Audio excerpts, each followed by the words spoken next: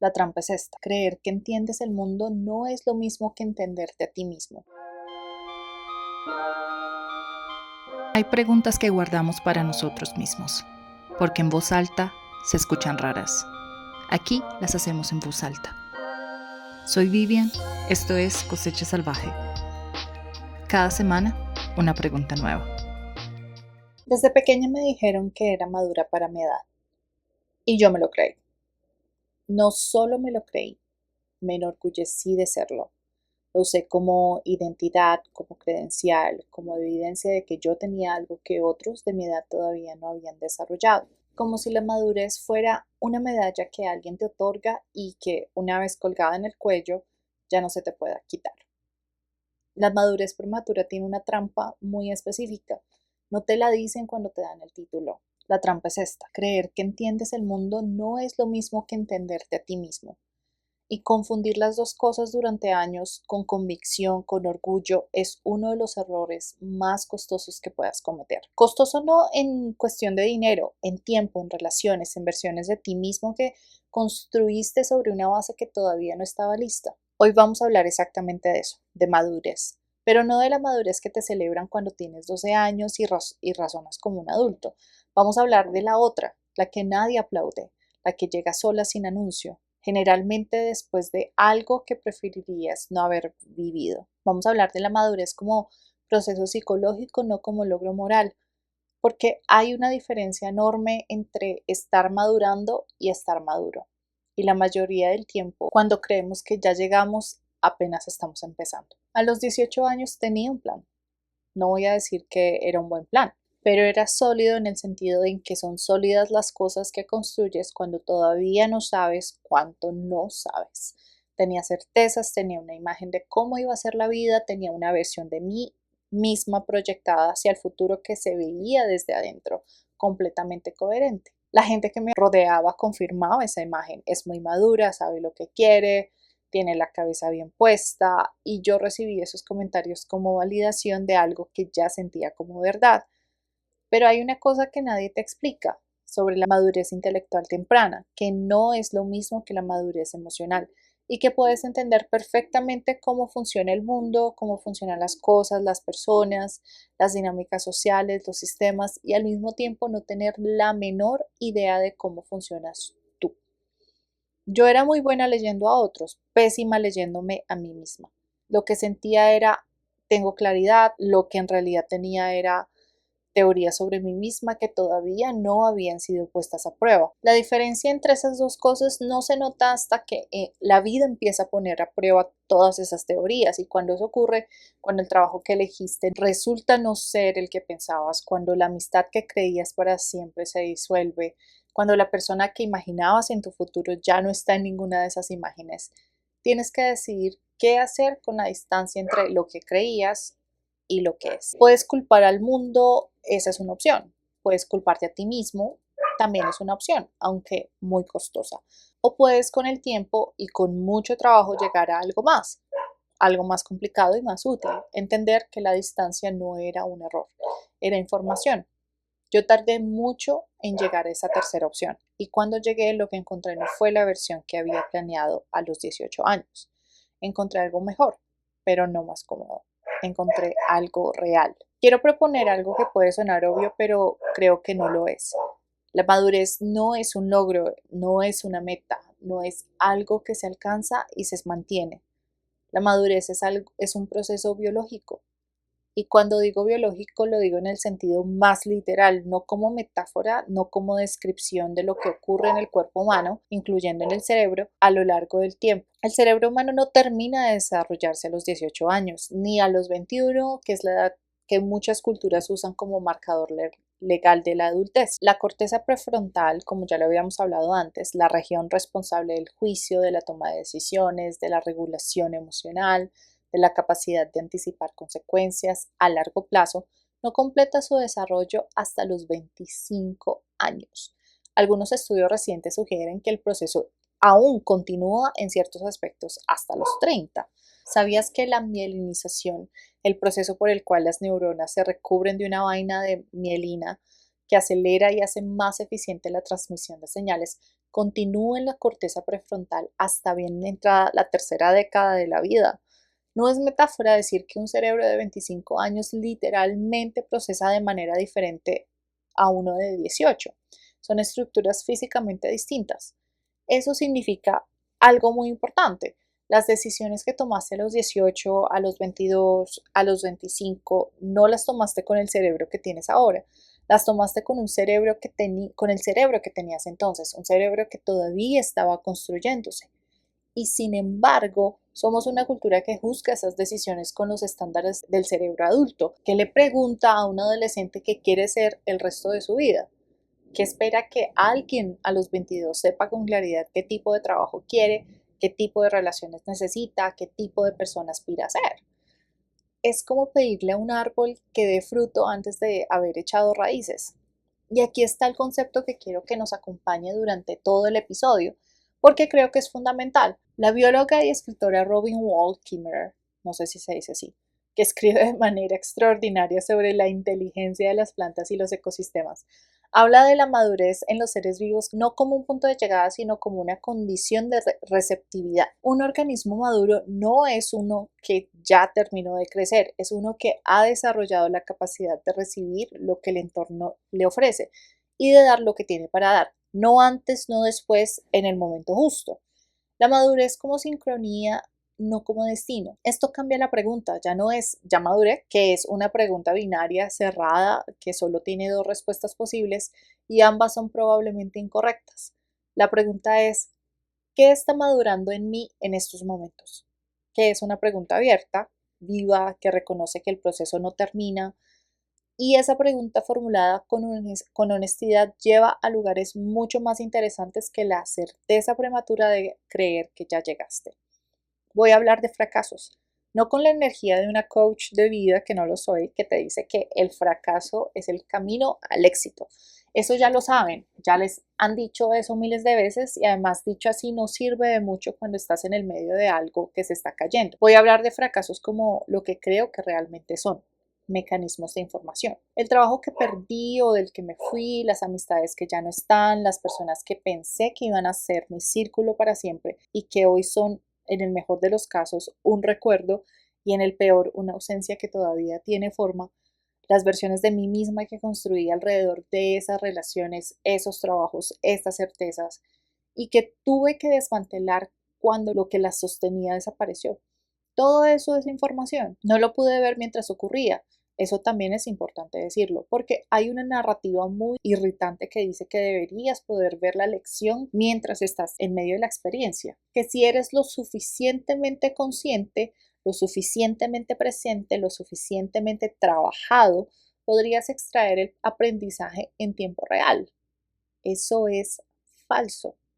El aprendizaje profundo, el tipo que cambia como eres, no solo lo que sabes, casi nunca ocurre en tiempo real, ocurre en la retrospectiva, cuando ya tienes suficiente distancia para ver la figura completa, cuando el dolor o la sorpresa o la confusión han bajado lo suficiente como para que puedas mirar sin la interferencia de la emoción aguda. La psicóloga Mary Ainsworth, no sé si se dice así, cuyo trabajo sobre el apego marcó décadas de investigación en psicología del desarrollo, encontró algo que me parece pertinente aquí, que los patrones de apego que desarrollamos en la infancia, la manera en la que aprendemos a relacionarnos con otros, a confiar, a buscar cercanía o a evitarla, no se hace conscientes con el simple hecho de vivirlos.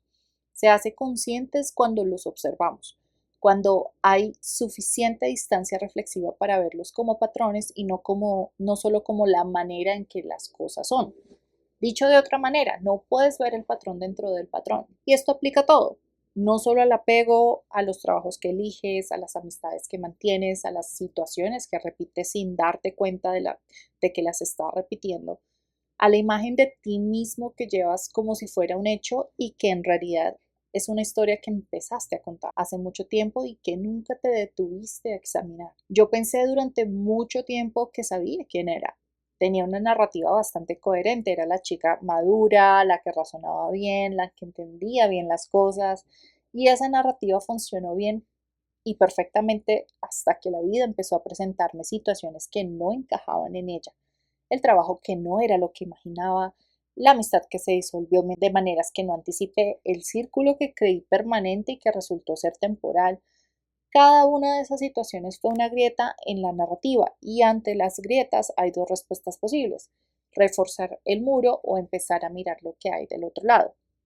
Reforzar el muro es más rápido, es más cómodo a corto plazo, pero tiene un costo. Cada vez que refuerzas el muro necesitas más energía para mantenerlo y eventualmente el mantenimiento del muro consume más recursos que la vida misma. Mirar lo que hay del otro lado asusta, pero tiene una ventaja: no necesitas energía para sostener lo que es verdad. La verdad se sostiene sola. Voy a hablar de árboles. Y sé que suena como el inicio de algo que podría volverse metafórico de manera irritante, así que voy a tratar de no hacerlo irritante. Pero es que la imagen es demasiado precisa para no usarla. Un árbol en invierno parece muerto, o al menos parece que no está haciendo nada. Las ramas están desnudas, no hay hojas, no hay fruto. Si lo miraras sin saber lo que es un árbol, podrías concluir razonablemente que está roto, que algo salió mal, que debería estar haciendo algo que no está haciendo. Pero el árbol en invierno está haciendo algo, solo que no se ve desde afuera.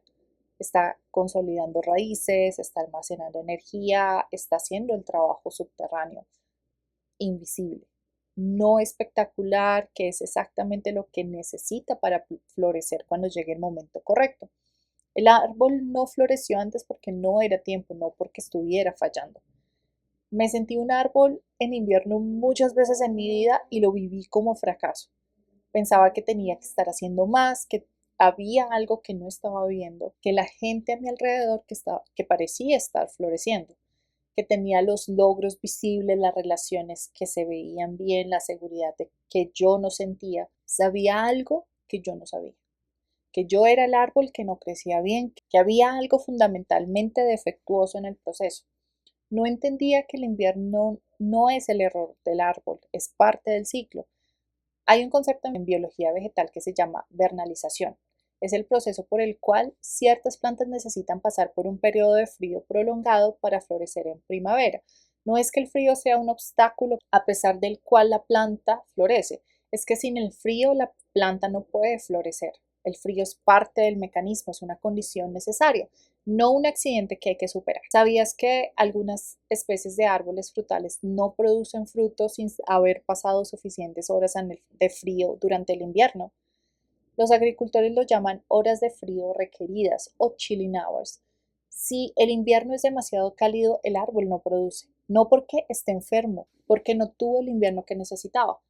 Hay variedades de manzanas que necesitan entre 800 y 1000 horas acumuladas de temperaturas bajo 7 grados para producir fruta.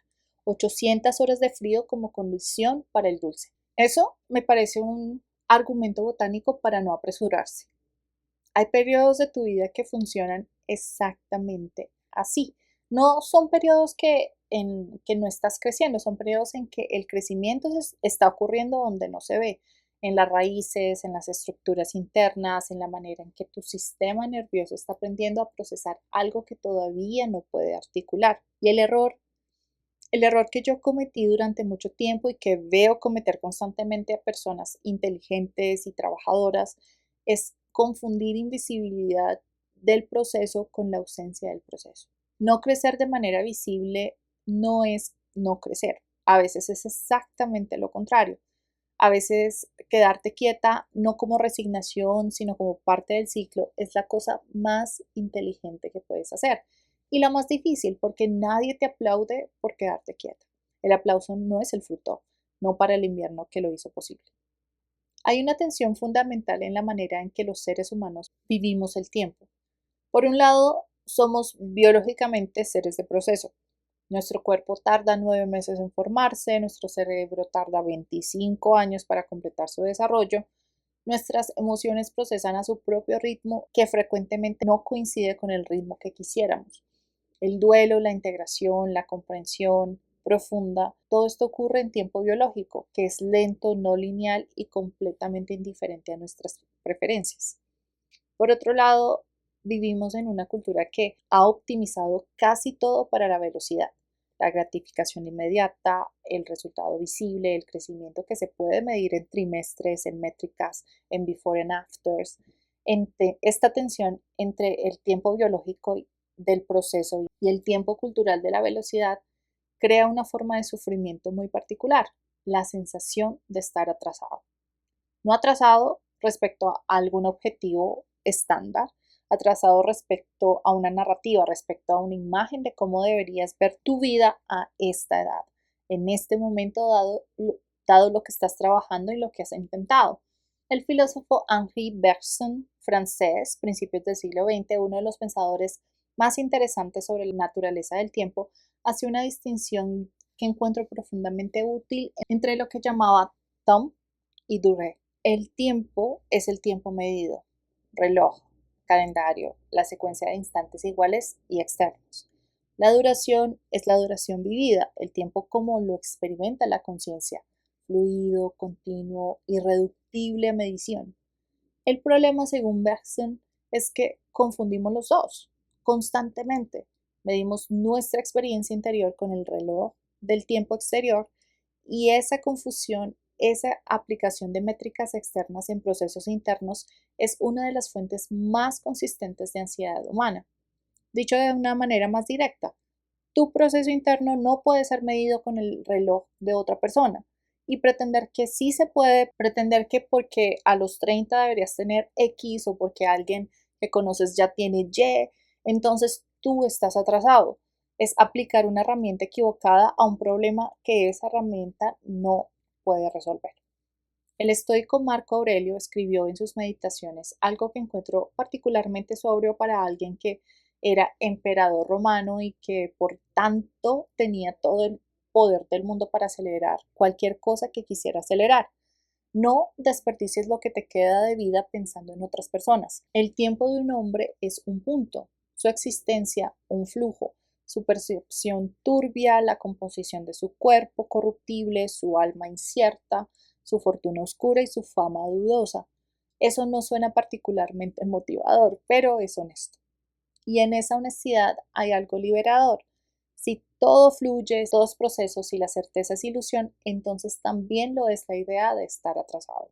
Nadie llega tarde a su propia vida, porque no hay un horario fijo contra el cual llegar tarde.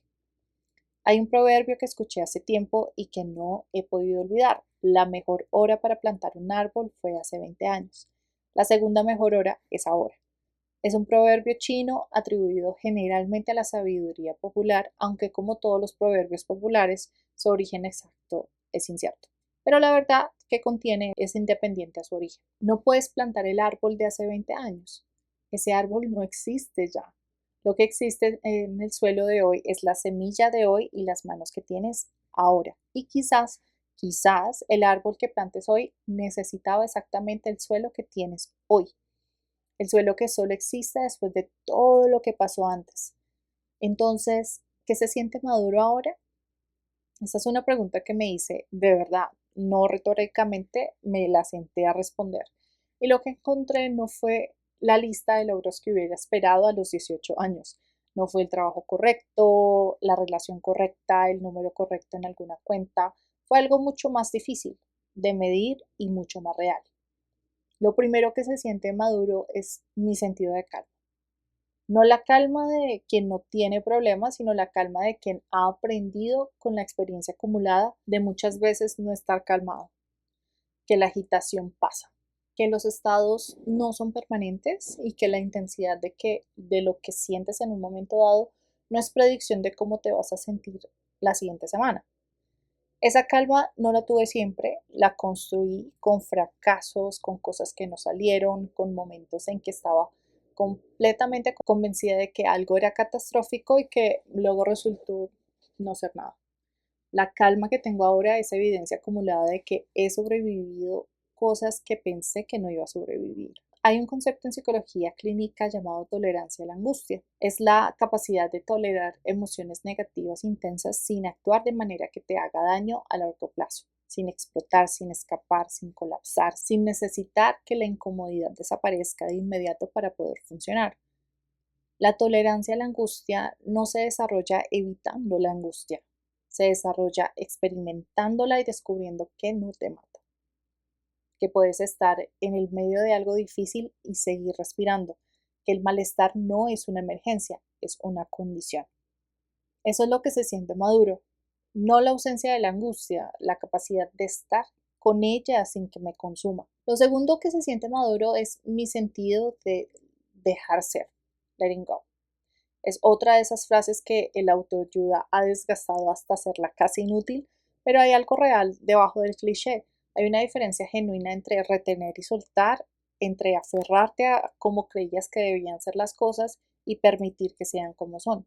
No digo que todo lo que es deba ser aceptado pasivamente. Hay cosas que merecen resistencia, hay injusticias que exigen respuestas, hay situaciones que requieren acción, pero hay también una categoría de cosas, personas que se van, circunstancias que cambian, versiones de ti misma que ya no aplican, ante las que la mejor respuesta no es luchar, es observar, es permitir que el movimiento ocurra sin que te arrastre. La filósofa budista Pema Chodron, no sé si se dice así, tiene una imagen que encuentro muy precisa. Describe la experiencia de soltar como pararse en la orilla de un río y dejar ir lo que el agua se lleve, en lugar de meterte al río y perseguirlo. No porque lo que se va no importe, sino porque perseguirlo dentro del río no lo trae de regreso, solo te moja y te cansa. Y lo tercero, esto es lo que más me cuesta articular, pero también lo que más claramente siento, es la capacidad de decir, está bien, incluso cuando no esté. No es el sentido de resignación, no en el sentido de me rindo o ya no me importa o no vale la pena intentar nada, sino en el sentido de algo que alguien me dijo hace mucho tiempo y que no olvidé. Lo único que no tiene solución es la muerte. Todo lo demás tiene alguna versión de solución o de adaptación o de aprendizaje a vivir con ello de una manera que no te destruya. Todo lo demás es realmente temporal, en el sentido de que pertenece al tiempo y el tiempo cambia las cosas. Todo lo demás puede transformarse de alguna manera. Eso no hace que las cosas difíciles sean fáciles, pero les da una escala diferente. Las pone en proporción y la proporción es, creo, una de las cosas más importantes que construye la madurez real. No dramatizar lo que no lo merece, no minimizar lo que sí lo merece, ver las cosas con la escala que tienen, no con la escala que el miedo o la ansiedad le asignan. Eso se aprende, no se tiene, se aprende repetidamente a través de los años, de las experiencias, hasta que eventualmente se convierte en una primera respuesta y no en un esfuerzo consciente. Quiero detenerme aquí para hablar de algo más grande que mi propia historia personal, porque lo que yo viví es esa confusión entre la madurez intelectual y la madurez real, esa presión de tener las respuestas antes de que las preguntas estuvieran completamente formuladas, esa tendencia a juzgar los periodos de aparente inactividad como fracasos. No es un problema individual, es un problema cultural. Vivimos en una cultura que tiene una relación muy particular con el proceso de crecer. Por un lado, romantiza la infancia, hay una industria entera dedicada a la nostalgia por la niñez. Por otro lado, tiene una impaciencia radical con la adolescencia y la juventud temprana, que son los periodos donde el proceso de formación del yo está en su momento más intenso y más visible. Le decimos a los niños que son el futuro, que tienen todo el tiempo del mundo, que no hay apuro, y al mismo tiempo les preguntamos desde los 15 años qué quieren estudiar, qué quieren ser, con la implicación de que esa decisión va a definir el resto de su existencia. Le decimos a los jóvenes que experimenten, que se equivoquen, que aprendan y al mismo tiempo juzgamos con mucha dureza los errores que cometen. Hay una brecha enorme entre el discurso sobre el proceso y la práctica real de cómo respondemos cuando alguien está realmente en medio del proceso, que incluye confusión, equivocación, aparente falta de dirección. En muchas culturas latinoamericanas hay además una capa adicional, la expectativa de la madurez precoz, como virtud. Madurar rápido es algo que se celebra, especialmente en niños que crecen en contextos donde los adultos necesitan apoyo. El niño que entiende las dificultades económicas de la familia, la niña que ayuda a cuidar a los hermanos menores, el adolescente que trabaja para ayudar. Todos reciben el cumplido de qué maduro para su edad. Es un reconocimiento de que asumió responsabilidades que no le correspondían todavía. Y eso deja una marca, no siempre visible, pero sí real, porque ese niño o esa niña Aprende que su valor está ligado a la capacidad de funcionar de manera adulta, antes de tiempo, que la recompensa, el reconocimiento, el afecto, la aprobación viene cuando te comportas como más grande de lo que eres. Y eso, sostenido en el tiempo, puede crear una relación muy complicada con tus propias necesidades de desarrollo. Puede crear alguien que sabe perfectamente cómo cuidar a otros y que tiene enormes dificultades para cuidarse de sí mismo. Alguien que sabe cómo funciona el mundo y que no sabe cómo funciona él. No estoy diciendo que estas experiencias son solo daño, son también fortaleza real, capacidad de adaptación real, empatía real. Hay cosas que se aprenden de madurar rápido que no se aprenden de otra manera, pero hay un costo. Y el costo es que a veces la madurez prematura es una armadura que se construyó cuando era necesaria y que luego cuesta mucho soltar cuando ya no lo es. La psicóloga Alice Miller, que escribió extensamente sobre cómo la infancia moldea al adulto, especialmente en su libro El drama del niño adoptado, describió algo que llama el falso yo, la versión de ti mismo que aprendiste a mostrar para recibir amor y aprobación, y que con el tiempo puede volverse más real para ti que el yo auténtico que existe debajo.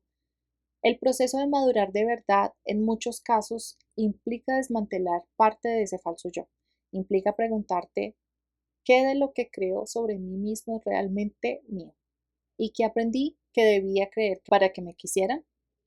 Esas preguntas no tienen respuesta rápida y no se hacen una sola vez.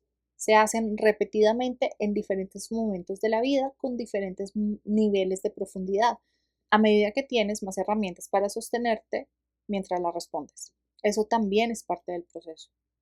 Hay algo fundamentalmente cómico en la manera en que los humanos performamos la madurez. Piénsenlo, hay una estética en la madurez, un look, una manera de hablar que suena madura, maneras de opinar que suenan maduras, maneras de reaccionar que suenan maduras y mucho de eso, si lo miras con suficiente distancia, es puro performance. Es el equivalente adulto de cuando los niños caminaban con los zapatos de los papás. He visto personas de 40 años hablar con una seriedad performativa sobre temas que claramente no entienden completamente, pero cuya gravedad de entrega convence a todo el mundo de que saben de lo que están hablando. Y he visto personas de 25 años hacer preguntas con una honestidad desconcertante que revela más comprensión real que cualquier cantidad de seriedad impostada. La madurez performativa es un mecanismo social. Existe porque vivimos en comunidades donde la confianza y el respeto se otorgan, parcialmente basados en señales de competencia. Y algunas de esas señales son reales. Hay experiencia genuina, hay conocimiento ganado, hay capacidad desarrollada. Pero algunas son solo señales, solo performance, solo el equivalente adulto de ponerte el traje. Y hay algo particularmente irónico en el hecho de que la madurez real, la que tiene que ver con la tolerancia a la incertidumbre, con la capacidad de no saber y estar bien con eso, con la flexibilidad de actualizar lo que crees cuando la evidencia lo contradice, frecuentemente se ve como inmadurez en ciertos contextos, porque la madurez real admite dudas, cambio de opinión, dice, no sé, y esas cosas no siempre se leen como fortaleza, se leen como debilidad, inestabilidad, lo cual es otra ironía, porque la capacidad de decir no sé con genuina comodidad requiere una inseguridad interna que mucha gente que performea certeza no tiene. También quiero reconocer algo que tiene su dimensión absurda. Los hitos de la madurez cambian según la cultura, la generación y el contexto socioeconómico de maneras que hacen cualquier definición universal completamente imposible. Para una generación, madurez era tener casa propia a los 30. Para la siguiente, madurez era poder pagar el arriendo a los 30. Para la siguiente, madurar es haber encontrado un sentido de propósito que no dependía de la aprobación de tus padres. Y si le preguntas a las redes sociales, madurez es simplemente tener una buena rutina de skincare y acostarte a las 10 de la noche, lo cual es profundamente cuestionable como definición. El punto es, los marcadores externos de la madurez son arbitrarios, culturales, históricos. Lo que no es arbitrario es la calidad interna del proceso. Y esa calidad no se ve desde fuera, no tiene estética reconocible, no se puede instagramear, que es quizás exactamente porque tanta gente la confunde con su opuesto. Voy a decir algo que puede sonar contraintuitivo. No podía haberme conocido antes, no en el sentido de no estaba lista, que suena a excusa, sino en el sentido literal. El yo que hoy puedo observar no existía antes, no estaba escondido esperando a ser descubierto. Se fue formando con las experiencias, con los años, con las personas que pasaron, con las que se quedaron, con las pérdidas y con lo que construí después de las pérdidas.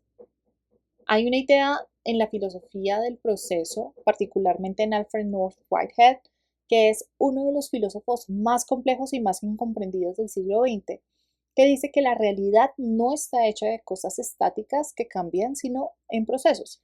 La realidad es el proceso mismo. No hay un yo fijo que luego experimenta cosas. Hay un proceso de experiencias que constituye el yo. Dicho de otra manera o de una manera más simple, no eres quien eras y luego cambiaste. Eres en parte el camino mismo, el cambio mismo. Eres la acumulación de lo que viviste, procesado de la manera única en que tú lo procesas.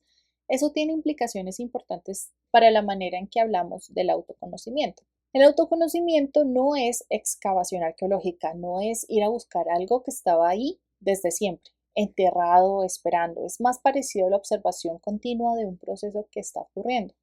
Y esa observación solo es posible cuando hay suficiente material para observar. No puedes conocer el patrón cuando solo has vivido una iteración del patrón. Necesitas varias, necesitas suficientes puntos de datos para que la figura emerja. Era prematuro entonces decir que me conocía antes, no porque fuera tonta o descuidada, sino porque el material no estaba todavía. Las interacciones no habían ocurrido. El patrón no era visible todavía porque no había tenido suficiente tiempo para repetirse. Y hay algo extrañamente liberador en eso, porque significa que el autoconocimiento no es un fracaso personal cuando no llega. Es un proceso que tiene su propio ritmo, que necesita tiempo, que necesita material, que necesita, como el árbol, sus propias horas de frío.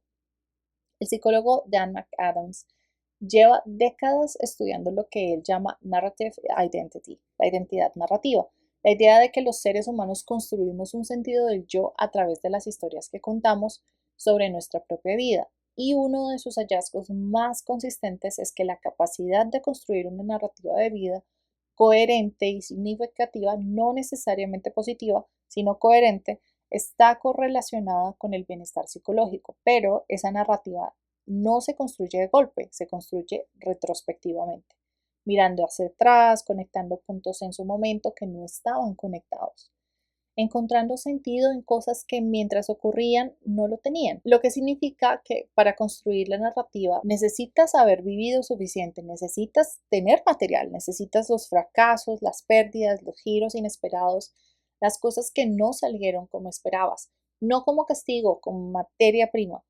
Y cuando empiezas a verlos así, cuando el trabajo perdido, los matrimonios fallados, la amistad que ya no está y el círculo que se disolvió dejan de ser evidencia de algo que hiciste mal y empiezan a ser parte del material con el que se construye quién eres, algo cambia en la relación con tu propia historia. No la hace más fácil, la hace tuya. Déjame intentar atar esos hilos. Crecí siendo la madura y me lo creí de una manera que en retrospectiva era completamente prematura. No porque fuera falso, había algo real, sino porque lo que entendía del mundo no equivalía a lo que entendía de mí misma. Y no lo equivale todavía completamente. Probablemente no lo equivaldrá jamás, porque ese es el punto, el proceso no termina. Lo que sí tengo ahora que no tenía antes es la capacidad de distinguir las dos cosas, de saber cuándo estoy operando desde comprensión real y cuándo estoy operando desde una historia sobre mí misma que todavía no había sido puesta a prueba. Esa distinción, que no siempre es clara, que a veces requiere trabajo, es parte de lo que se siente maduro. Los trabajos que perdí o de los que me fui, las amistades que no sobrevivieron, el círculo que no era, el que creía que era, los tomé durante mucho tiempo como evidencia de que algo estaba haciendo mal, como si existiera una versión paralela de mi vida, donde tomé las decisiones correctas y todo eso no pasó, no existe esa versión. O más precisamente, si existiera, no sería yo, no sería mi vida, sería la vida de alguien que no conozco, que no aprendió lo que yo aprendí, que no tiene la calma que tengo ahora, que no tiene la capacidad de dejar ser, que construí a través de exactamente esas pérdidas. No digo que todo fue necesario de manera cósmica o inevitable, no tengo esa certeza, digo algo más modesto, que dado que ocurrió, tiene sentido.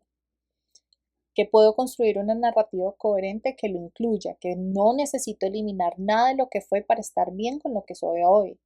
Y eso, poder decir eso con honestidad, sin forzarlo, sin el esfuerzo performativo de la positividad, es también parte de lo que se siente maduro.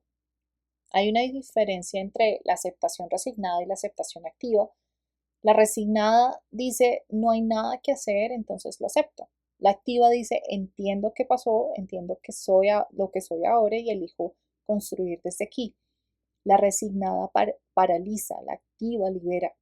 No siempre llego a la activa de inmediato, a veces paso primero por la resignada o por la negación, o por un periodo razonable de lamentarme de lo que no fue.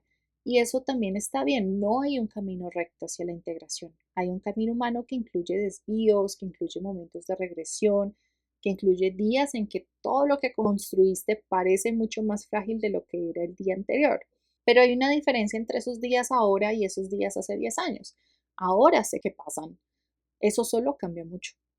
La madurez no es un premio, no es algo que te otorgan por haber sufrido suficiente, ni por haber trabajado suficiente, ni por haber esperado suficiente. No es el resultado de haber hecho las cosas bien, es una condición que se desarrolla en el tiempo, a través de la experiencia, a veces a pesar de ti mismo y no gracias a ti mismo. Yo pensé durante mucho tiempo que ya había llegado, que la madurez era algo que yo tenía desde antes, y lo que tenía era, en el mejor de los casos, el comienzo de mi historia o de la conversación. No creo que lo que tenga ahora es el final de la conversación, no existe ese final, pero hay algo diferente en esta etapa. Hay una calma que no es distancia, hay una capacidad de dejar de ser que no es indiferencia, hay una manera de estar con lo que no está bien que no es resignación. Y hay sobre todo una relación diferente con los periodos de invierno. Ya no los leo como fracasos, ya no los leo, no los interpreto como evidencia de que estoy haciendo algo mal, de que debería estar haciendo algo más, de que la quietud es un error que necesito corregir. Los leo como parte del proceso, como el árbol que está haciendo el trabajo invisible que ningún aplauso reconoce, pero que es exactamente lo que hace posible la primavera. No siempre es fácil verlo así en tiempo real. A veces solo puedo verlo en retrospectiva, pero eso también cuenta. La retrospectiva también es una herramienta. No todo tiene que entenderse mientras ocurre. Como lo decía antes, lo único que no tiene solución es la muerte. Todo lo demás está en proceso. Tú estás en proceso. Y ese proceso, cuando lo puedes ver sin juzgarlo, antes de entenderlo, tiene una lógica propia, una inteligencia propia, una dirección que no siempre coincide con lo que elegiste, pero que si le das suficiente tiempo y suficiente honestidad, lleva a algún lugar real. La madurez no es un destino, es una condición que se profundiza, que cambia, que a veces retrocede y luego avanza más lejos que antes. Es exactamente lo que hace una cosecha cuando el tiempo es correcto. Gracias por escuchar. Gracias por quedarte hasta el final.